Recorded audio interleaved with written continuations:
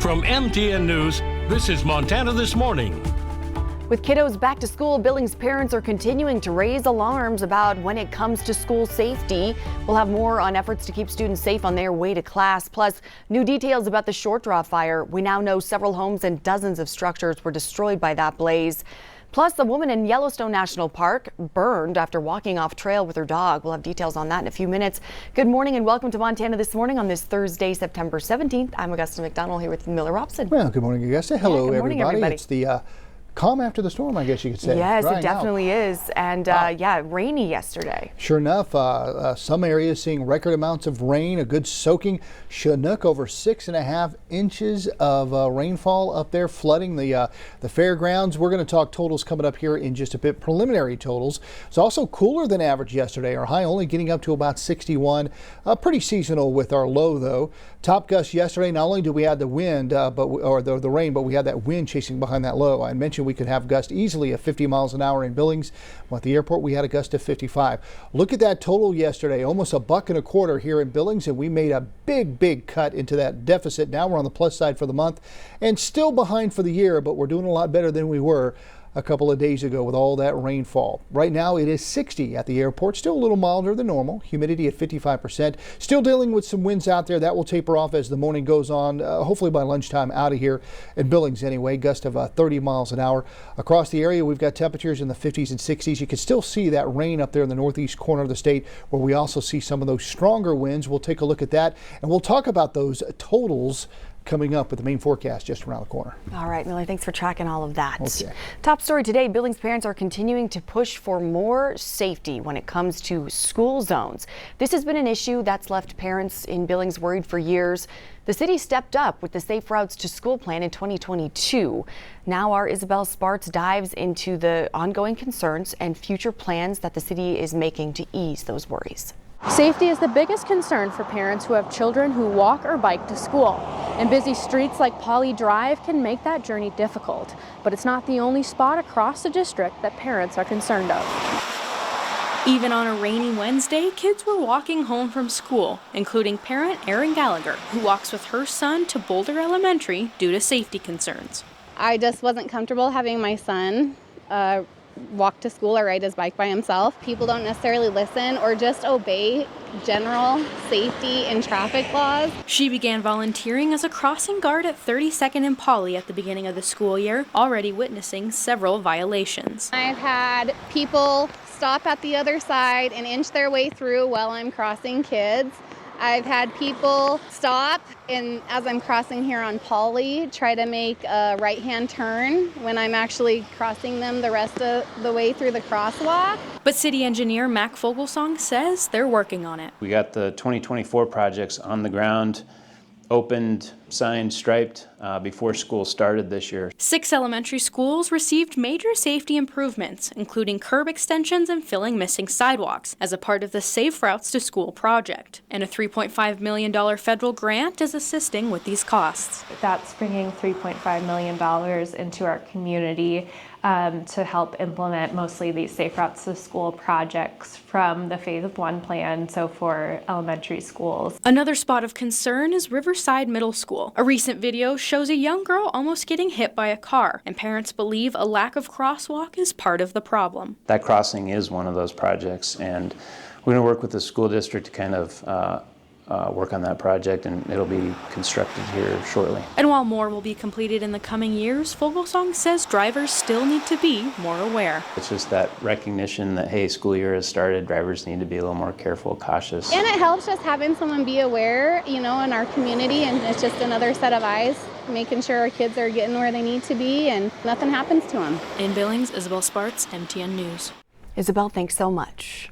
The Powder River County Sheriff's Office now says dozens of structures were destroyed by the Short Draw fire. This is new information this morning. That includes 5 homes and 31 outbuildings. Firefighters made great progress earlier this week and hope to have that blaze 100% contained by Friday. Crews have secure lines around most of the perimeter. The short draw fire began earlier this month in northern Wyoming, Campbell County, and quickly spread north into Montana, burning more than 35,000 acres. Extra resources that have been on that blaze are now being moved to other priority incidents across the state. And in Yellowstone, a 60-year-old New Hampshire woman suffered second and third degree burns to her lower left leg while walking in a thermal area. The woman was walking off trail with her husband and dog near the Mallard Lake trailhead at Old Faithful. She broke through a thin crust and went into scalding water. The woman originally went to the Park Medical Clinic and was later transported by helicopter to an Idaho hospital. Her husband and dog were not injured. This is the first thermal injury in Yellowstone this year. This incident is still under investigation. And on the campaign trail, immigration was a major focus for both former President Donald Trump and Vice President Kamala Harris yesterday, with both campaigning on the East Coast. This comes as one of the nation's largest unions declined to endorse a candidate for the first time since 1996. CBS's Jared Hill has more from New York. Amid heightened security yesterday, former President Donald Trump rallied in Long Island, a must-win district for House Republicans in a deeply blue state. We can win New York. Trump vowed to reverse a cap on the state and local tax deduction known as SALT, a cap he created with his 2017 tax cuts law. The former president also promised to visit 2 cities in Ohio and Colorado, claiming they're under siege by migrants. They're destroying our country. We're getting them out. In Washington, Vice President Kamala Harris slammed Trump's immigration proposals at an event for the Congressional Hispanic Caucus Institute. They have pledged to carry out the largest deportation, a mass deportation in American history.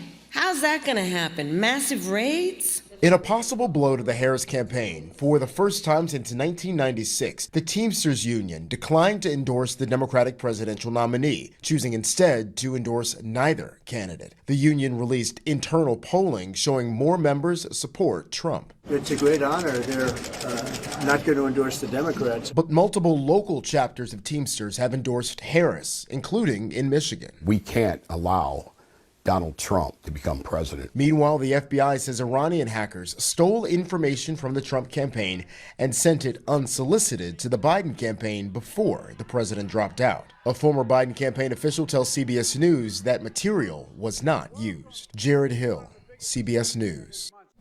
The Trump campaign has accused Iran of trying to influence the election, though federal officials say there's no evidence that the recipients of the stolen material responded. Today, the former president will attend events in Washington, D.C., and Vice President Harris will appear with Oprah Winfrey at an event in Michigan, also later today. And it's good news at the pump this morning. Gas prices continue to fall. According to AAA, the national average now sits at $3.21 a gallon. That's down 5 cents from a week ago and 20 cents from a month ago. Montana's average is a bit higher at $3.34 a gallon, but that is nearly 90 cents lower than a year ago at this time, when prices were at $4.20 a gallon, if you remember that. In Billings, the average is now at $3.29 a gallon, and that's a far cry from the highest price we've ever paid, $4.90 in June of 2022. In less than 2 months, voters will be hitting the polls to cast their ballots in this year's election. And what better time to get registered to vote than right in the middle of September, which is recognized as National Voter Registration Month. According to the Montana Secretary of State's office, they're in the middle of a big increase in registered voters across the state. Currently, Yellowstone County has the most with nearly 86,000 registered voters, while Missoula County is in second with nearly 78,000 and Gallatin County third with nearly 72,000. Secretary of State Christy Jacobson says that calling September National Voters Registration Month is all about encouraging people to get to the polls.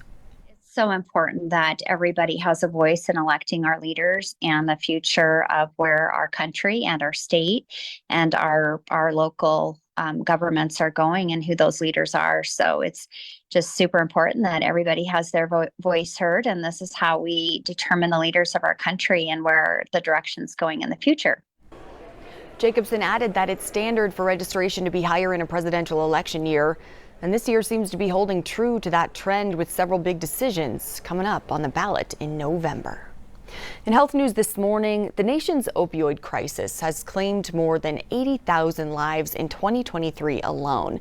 But now help and funds are on the way to help fight that crisis after a lawsuit was settled. Over the next 17 years, Montana is receiving $78 million of a $26 billion national opioid settlement. But now the question is, what will the states and counties do with all that money? As our Haley Monaco explains, Yellowstone County took the first steps of that allocation process yesterday afternoon, hearing from groups where those funds can make a big difference. The amount of fentanyl in just one sugar packet is enough to kill 500 people, but that's just another statistic. Now, Yellowstone County has nearly $1.5 million to award to different organizations to help fight the opioid epidemic. He was everyone's kid.